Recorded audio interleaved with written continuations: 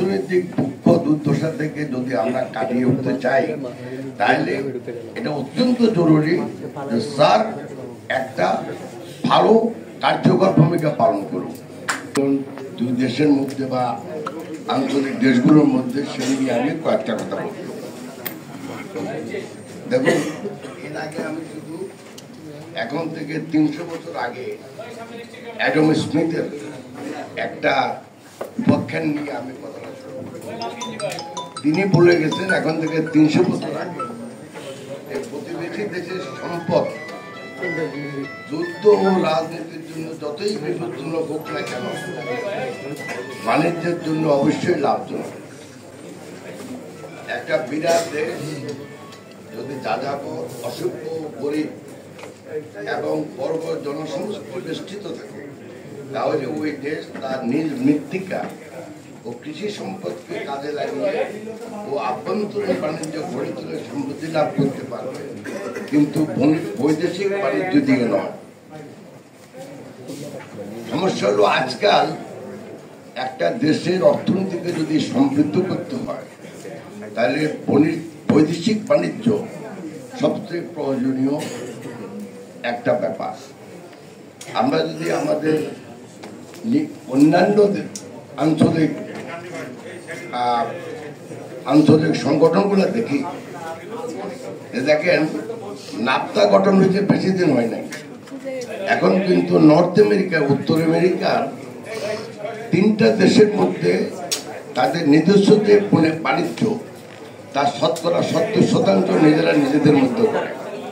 Canada, Mexico এবং United states, এই 3 দেশে যত ব্যবসা বাণিজ্য তারা করে বৈদেশিক সাথে, তার শতকরা 70% তারা নিজেদের মধ্যে করে। যদি আমরা ইউরোপিয়ান ইউনিয়নের দিকে তাকাই, এই 27টা দেশ তাদের যত বৈদেশিক বাণিজ্য তার শতকরা 62% নিজেদের মধ্যে করে। ইভেন যদি আমরা আমাদের পার্শ্ববর্তী আরেকটা সংগঠন আছে, সাউথ এশিয়ান কান্ট্রিগুলার, সাউথ ইস্ট এশিয়ান কান্ট্রিগুলার, তারা নিজেদের মধ্যে এখন 52% ট্রেড বাণিজ্য নিজেরাই নিজেদের মধ্যে করে। আর আজ যদি সার্কের দিকে তাকাই, এটা মনে হয় এখনো 2% হয়নি। এখন থেকে 20 বছর আগে আমরা বলতাম 0.7%, ইদানিংকালে একটু বাড়ছে, কিন্তু তাতেও মনে হয় 2-3% বেশি হবে। অতএব ব্যবসা বাণিজ্য এবং নিজেদের সমৃদ্ধির জন্য আমার দৃঢ় বিশ্বাস যে আমাদের এই সার্ককে কার্যকর রাখতে হবে, কার্যকর করতে হবে।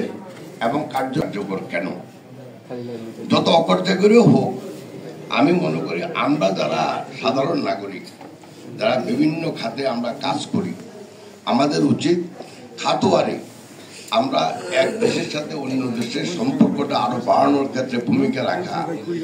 মনে করি এটা একটা ক্রিটিক্যাল সময়, একটা ক্রিটিক্যাল ইস্যু নিয়ে ওনারা কথা বলছেন, কিন্তু এটা কিন্তু সবার মনে প্রাণে কিন্তু সবার চাচ্ছে। আমাদের এই যে 1.7 বিলিয়ন পিপল লোক আছে 8টা দেশ মিলিয়ে, এই 8টা দেশের জনগণের এখন যে দুঃখ দুর্দশা, স্পেশালি অর্থনৈতিক দৃষ্টিকোণ থেকে আমি বলতেছি, এই অর্থনৈতিক দুঃখ দুর্দশা থেকে যদি আমরা কাটিয়ে উঠতে চাই, তাহলে এটা অত্যন্ত জরুরি যে স্যার একটা ভালো কার্যকর ভূমিকা পালন করুন।